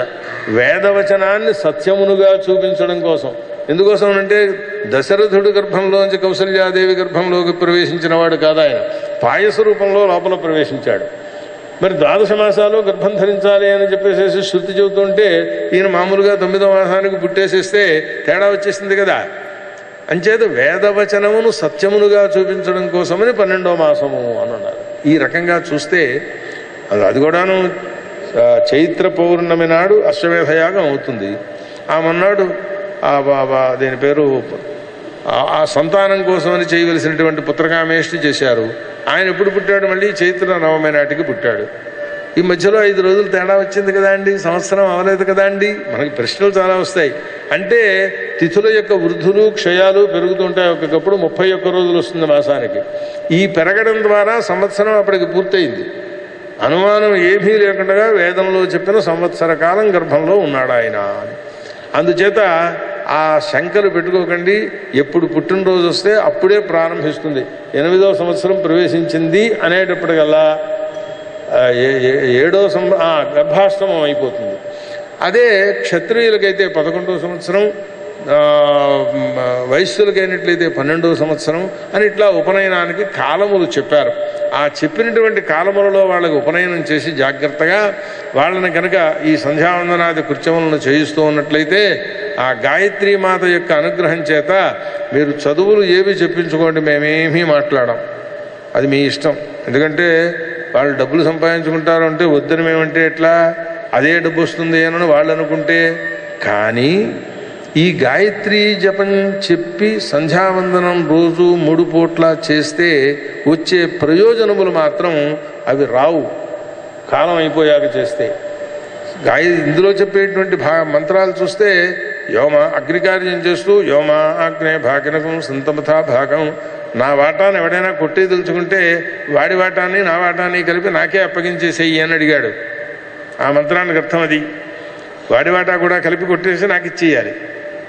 నాకు అపకారం చెయ్యదలిచాడు కనుక అంతే, అంతవాడు చేసి. ఇంతగా మనకు అపకారం పూర్తిగా చేయలేదు, చేద్దాం అనుకున్నాడు. వాడి వాటా కూడా పోవాలి, నా దగ్గరికి వచ్చేయాలి 2 వాటాలను. ఎవడికక్కర్లేదు ఇలాగా. ద్వేషి ఒకడుంటే, లోకంలో ద్వేషులు ఉంటారు, అందులో అనుమానం ఏం లేదు. మాకు మిత్రులు చాలా ఎక్కువ మంది అంటూ ఉంటాం మేము. ఎందుకంటే ద్వేషించే వారందరూ మాకు మిత్రులు కనుక. మన క్షేమాన్ని చూస్తున్నారు వాళ్ళు. ద్వేషిస్తున్నారు అని అంటే మన పాపాలు పట్టుకుపోతున్నారు అని అర్థం.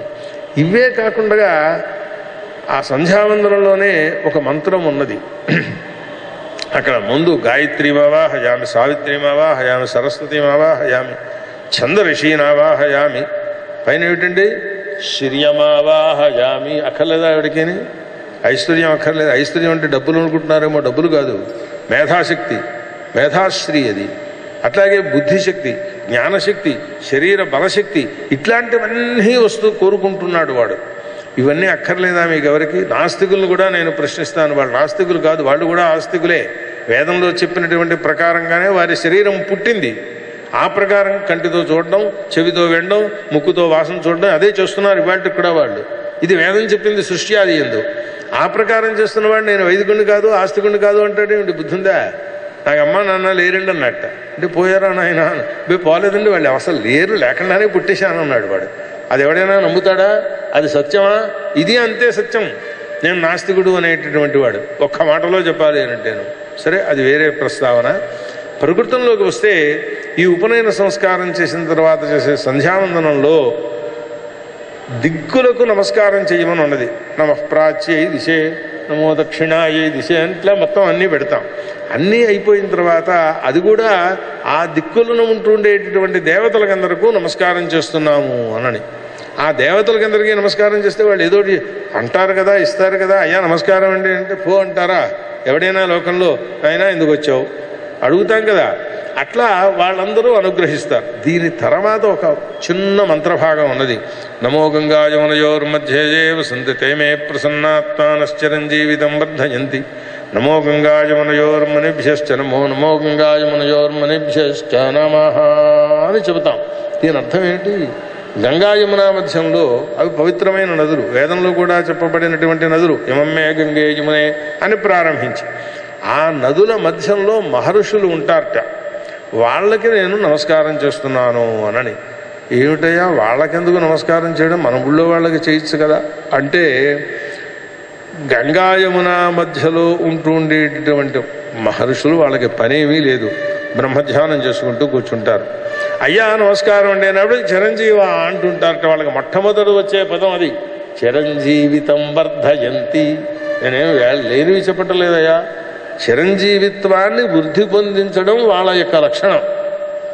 వాటి దగ్గరికి వెళితే ఏమిస్తాడు? చిరంజీవిత్వాన్ని ఇస్తాడు. సుఖంగా బ్రహ్మదేవుడు రాసిన ఆయుర్దాయం అంటుంటారు లోకంలో. బ్రహ్మదేవుడు రాయడానికి బ్రహ్మదేవుడు రాసిన ఆయుర్దాయాన్ని జాతకరీత్యా పరిగణించి చెప్పండి, దానికంటే ఎక్కువ బతికిస్తాం. ఎట్లా బతికిస్తాం? ఆయుర్వృద్ధిప్రదములైనటువంటి కర్మలు చెప్పబడ్డాయి శాస్త్రంలో ప్రత్యేకంగా. అందుచేత నిత్యము వారికి 2 పూటలా ఆ ఉదయ సాయంకాలములలో చేసే సంధ్యావందనంలో ఇట్లా నమస్కారం చేస్తూ ఉంటే, ఒక్కొక్కసారి నమస్కారం చేసినందుకు రోజు పెంచారు అనుకుందాం. రోజుకి 2, ఇవాళ 2 పూటలా నమస్కారం చేసినందుకు 2 రోజులు ఆయుర్దాయం పెరిగింది. మనస్ఫూర్తిగా ఆ శ్రద్ధతో చెయ్యాలి. ఇట్లా జాగ్రత్తగా సంధ్యావందనం చేస్తుంటే చిరకాలం జీవించేటటువంటి భాగ్యం ఏర్పడుతూ ఉంటుంది. మళ్ళీ ఆ సంధ్య ఆ మంత్రాల్లో తప్పులు మంత్రాలు చెబితే రాదు సుమా, అపస్వరాలు చెబితే రాదు. చక్కగా సుస్వరంగా చెప్పాలి. అట్లా చెబితే వాళ్ళు పోనీ రోజుకు 1 గంట పెంచారు అనుకుందాం. మనం 70 ఏళ్ళలో ఎంతో బతుకుతుంటే ఈ 70 సంవత్సరములలో ఉండే 360 రోజుల చొప్పున రోజుకి 2 గంటల చొప్పున పెరిగితే ఆయుర్దాయం 20 ఏళ్ళు పెరుగుతుంది కదా, చాలు. చిరకాలం జీవించేసేటటువంటి భాగ్యం ఆ మంత్రాల్లో ఉన్నాయి. అదే కాదు, ఉపనయన మంత్రాల్లో పెద్ద రహస్యం ఉన్నది. వాడు ఉపదేశం చేయగానే ఈ కుర్రవాడు అవృధమసౌసౌ ఓంయ ప్రాణస్వమ్మే గోపాయ అని ఒక మాట చెబుతాడు. మంత్రం పెరిగానయ్యా ఒక్కసారి అన్నాడు. ఏం పెరిగాడు? ఒడ్డు పెరిగాడా, లావు పెరిగాడా? ఆ పెరగడం అనేటటువంటిది జ్ఞానశక్తి చేత పెరిగాడు. అది ఎంత ప్రాణశక్తి వీడికి పెరిగింది అని అంటేట, ప్రాణ స్వమ్మే గోపాయ, ఈ వచ్చినటువంటి ఆ స్వం నాదైనటువంటి ధనం, దీన్ని రక్షిస్తూ నాలో అట్టే పెట్టు అని ప్రార్థిస్తాడు. మరి ఆ పెరగడం కనపడాలి అనంటే తండ్రి గారు ముందు 8000 పర్యాయాలు గాయత్రి జపం చేసి ఆ తర్వాత ఉపదేశం చేస్తే ఆ పెరుగుదల ఏదో కొంత కనపడుతుంది నిత్యము గాయత్రి ఉపాసకుడైతే. అందుచేత ఇటువంటి సౌభాగ్యములను కలిగింపచేసేటువంటి విద్య ఆ ఉపనయనంతో ప్రారంభమవుతుంది. దైవం రక్షించి వాడు వేదాలే వెల్లించాడా చెప్పనేక్కర్లేదు. వేదానధీత్య వేదౌవా వేదం వాపి యథాక్రమం అని 4 వేదాలు వెల్లించాలి. అందులో మళ్ళీ రహస్యాలున్నాయి. మీరే వేదస్థులు? మేము ఋగ్వేదులం అండి. మీరు ఋగ్వేదులైతే మీకు కావలసిన యజుశాఖ ఏమిటి? కృష్ణయజుశాఖ కావాలా లేదా శుక్లయజుస్సు శాఖ కావాలా? నేను యజుర్వేదిని, నాకు కావలసిన ఋగ్వేద శాఖ ఏమిటి? అశ్వలాయన శాఖ, భాష్కలాయన శాఖ, ఇవో ఉన్నాయి కదా చాలా. ఏ శాఖో కావాలి. అది స్వశాఖలు అని అర్థం. 4 వేదాల్లోనూ ఇట్లా స్వశాఖలు ఉన్నాయి ప్రతివాడికి కూడా. అవి ఎక్కడున్నాయో కనబడటం లేదు ఇప్పుడు. ఆ స్వశాఖలను అధ్యయనం చేస్తే 4 వేదాలు అధ్యయనం కుదరలేదండి. పోనీ 3 లేదా 2 లేదా 1 చదవయ్యా. చదివితే దానివల్ల ప్రయోజనం. గట్టిగా మాట్లాడాలంటే లౌకికులతో నేను ఈ మొక్క చెబుతున్నాను ఇప్పుడు ప్రత్యేకంగా వేదం చదువుకోని వాళ్ళకి. మీరు 4 అన్నదమ్ములు లేదా మీకు 4 అబ్బాయిలు, ఆ ఉన్న వాళ్ళలో ఒక్కడినైనా వేదం చదివించండి. మీ ఇంట్లో జరిగేటటువంటి సంస్కారాలు సక్రమంగా జరిగేటటువంటి బాధ్యత వాడు వహిస్తాడు. మొత్తం అందరూ మాకు సాఫ్ట్వేర్ ఇంజనీర్లు కావాలి, ఎంబీబీఎస్లు కావాలి అనుకుంటే పంపించండి, మేము కాదనం. ఈ సంస్కారం మాత్రం జాగ్రత్తగా జరిగితే ఎక్కడ ఉంటే వాడు అందులో గొప్పవాడవుతాడు. వేదం కూడా అదే చెబుతుంది. ఇవాళ గర్భదరిద్రుడికి 50 కోట్ల రూపాయలు ఇచ్చేసేయమని చెప్పదు. ఎప్పుడు వెళ్ళినా సమానానాం ఉత్తమ శ్లోకో అస్తు వేదంలోనే ఉంది కదా. సర్పంచ్ అయ్యాడు, 50 మంది సర్పంచుల్లో ఆ మండలాధికారి అయ్యాడు వీడు. అలాంటి వాళ్ళలో ఒక ఎమ్మెల్యే అయ్యాడు, అందులో ఒకడు మినిస్టర్ అయ్యాడు.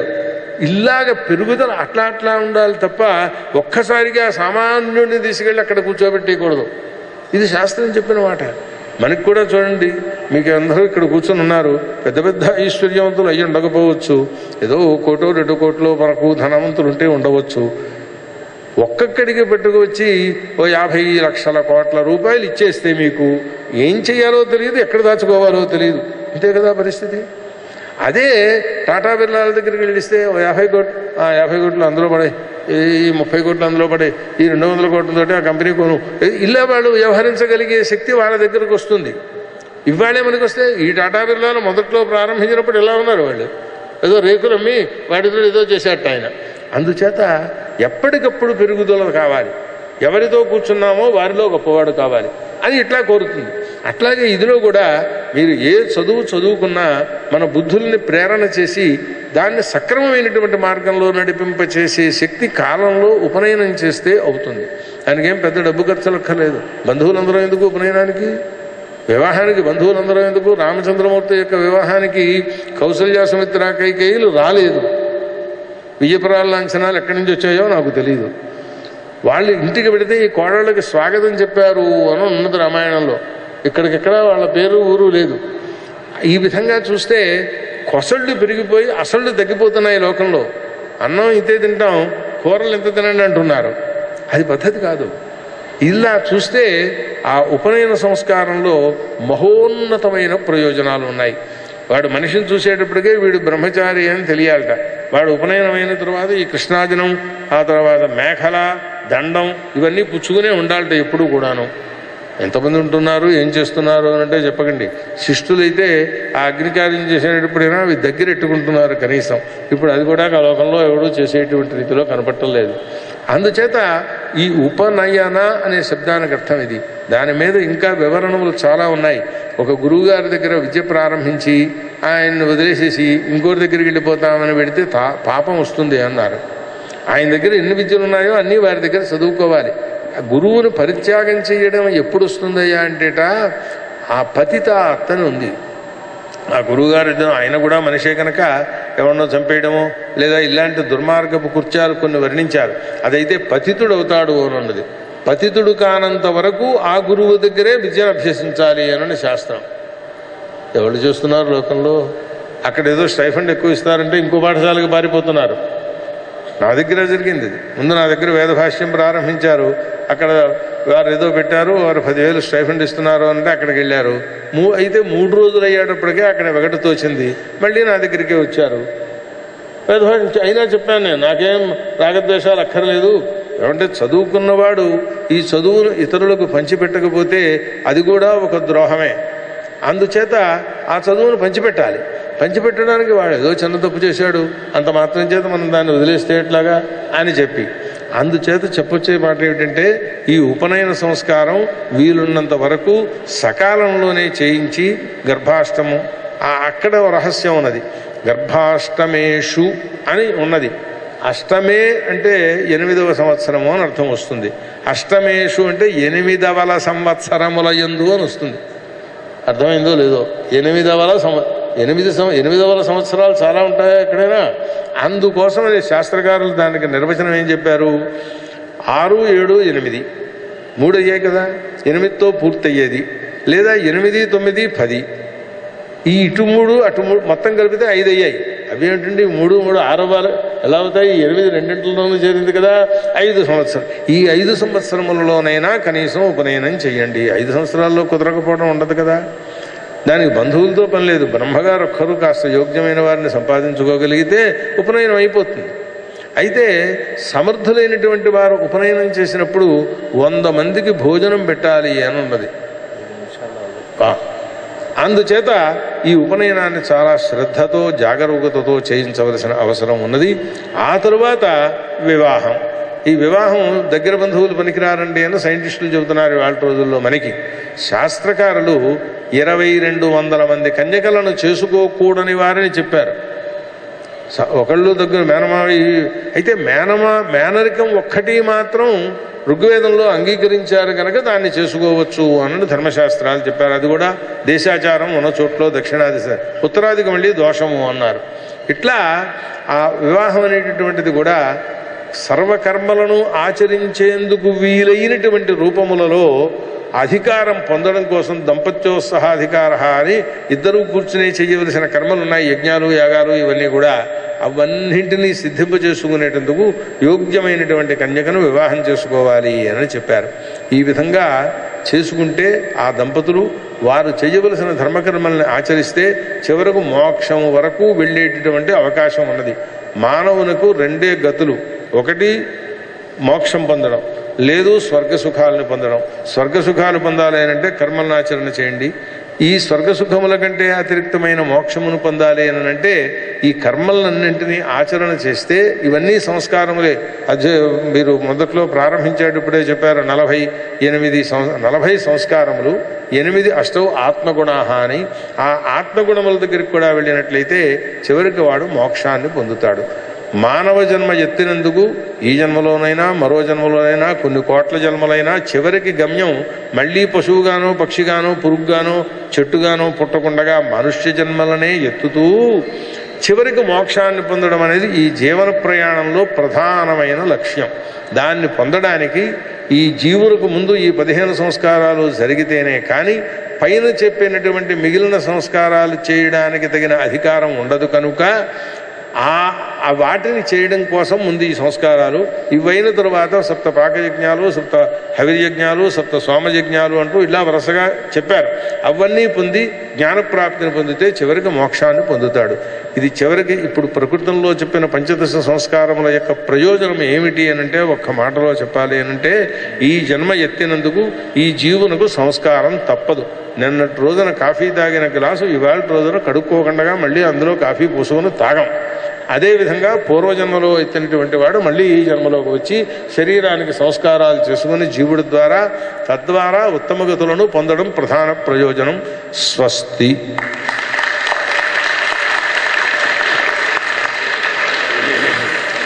మానవుడికి సంస్కారముల యొక్క ఆవశ్యకతను చెప్పి ఆ సంస్కారములు పొందేటప్పుడు పొందవలసినటువంటి జాగ్రత్తలను కూడా బ్రహ్మశ్రీ చిరావూరి శ్రీరామ శర్మ గారు చక్కగా ఉపదేశించారు. వారికి శ్రీ వెంకటేశ్వర ఉన్నత వేదాధ్యయన సంస్థ తిరుమల తిరుపతి దేవస్థానమున పక్షమున కృతజ్ఞతలు తెలియజేస్తూ వారిని సత్కరించవలసిందిగా తిరుమల తిరుపతి దేవస్థానం ఎస్టేటు అధికారి గారు శ్రీమాన్ లంక విజయసారథి గారిని వేదికపైకి రావాల్సిందిగా సాదరంగా కోరుతూ ఉన్నాను. వేదాశీర్వచనం. అగ్నేనయ సుపథరాజే అస్మాన్ విశ్వాని దేవ వయుణాని విద్వాన్ యుయోధ్యస్తమజుహురాణవేనో భూయిష్టాన్ नव उक्तिं विधेमा देवानामपि पन्था मगन्नयच्छक्रवामतदनुप्रबोधम् अग्निर्विद्वान् सरजो कल्पयाति वर्णे श्रीदेवते पुनर्निवेद्य क्षेमो वै राष्ट्रस्य शीतो वातः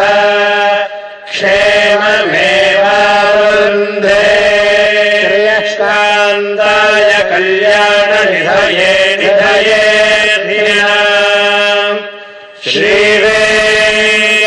श्रीवेङ्कटनिवासाय श्रीनिवासाय मङ्गलम्